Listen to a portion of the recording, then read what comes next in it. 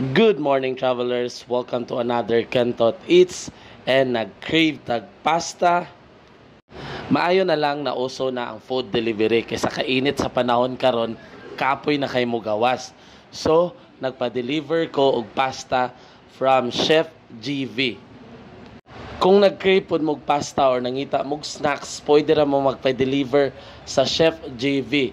Ako ipakita sa inyo sa screen ang ilang official Facebook account, official Instagram account, and official number kung asa mo pwede mo contact and mo order.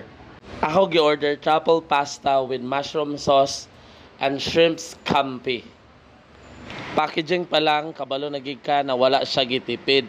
So how much more sa mga ingredients na gigamit. So tilawan na nato og let's do the honest review. And hands down sa truffle pasta with mushroom sauce. Grabe siya kalami. Sauce, murag kailangan ko mo order otro ani kay napingis ko sa truffle pasta nila.